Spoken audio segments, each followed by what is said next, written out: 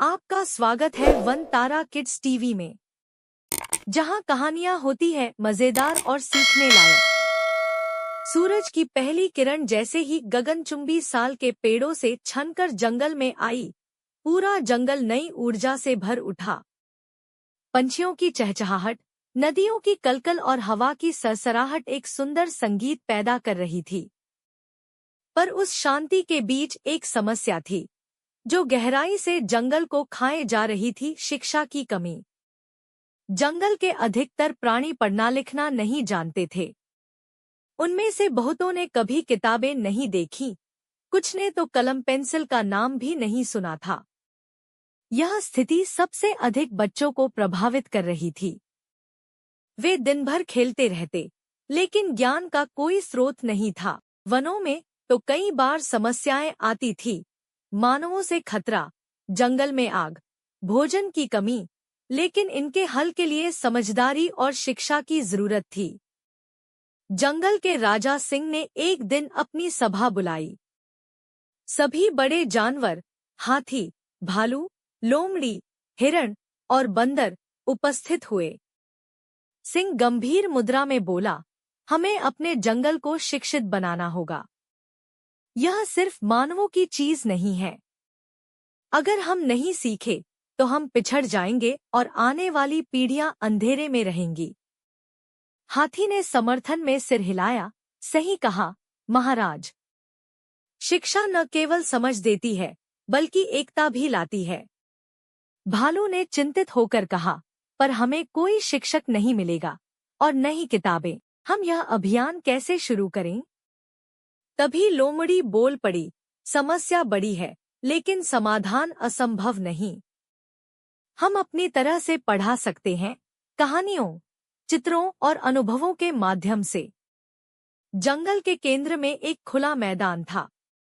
वहीं एक विशाल पेड़ के नीचे सबका पहला विद्यालय स्थापित हुआ। नाम रखा गया वन ज्ञान केंद्र।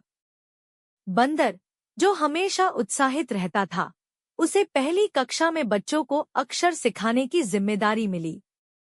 उसने मिट्टी पर लकड़ी से क, ख, ग लिखा और बच्चों को दोहराने को कहा।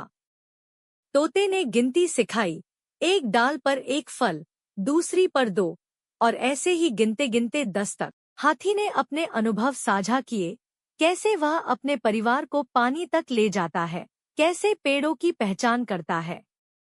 भालू ने प्राकृतिक औषधियों की जानकारी दी और हिरणों ने बताया कि कैसे वे खतरे की आहट पहचानते हैं।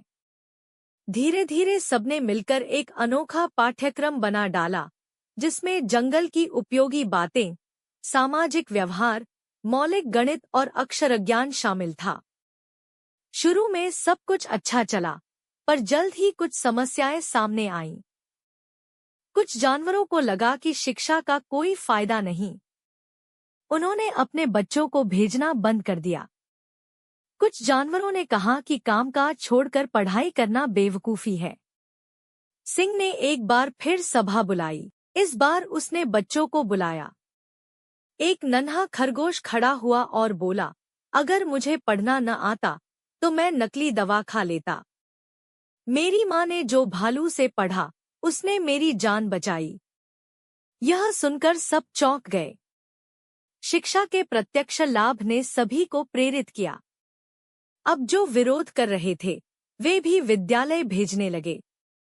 कुछ महीनों में ही पूरा जंगल बदल गया। जानवर अब खतरे को समझने लगे थे, एक दूसरे की मदद करने लगे थे, और सबसे बड़ी बात, उन्होंने मिलकर एक पुस्तकालय भी बना लिया जिसमें चित्रों, पौधों की जानकारी और जंगल की कहानियां थी। अब बच्चों को न केवल पढ़ने में मजा आता था, बल्कि वे अब अपने से बड़ों को भी सिखाने लगे थे। एक दिन तो सिंह ने देखा कि एक नन्ही गिलहरी अपनी दादी को क से कमल लिखना सिखा रही थी। उस दिन सिंह की आंखों में गर्व के आंसू थे। हमारी यह कहानी पसंद आई हो तो हमारे चैनल को लाइक करें, शेयर करें, सब्सक्राइब करें और हाँ, बेल आइकन को दबाना ना भूलिए।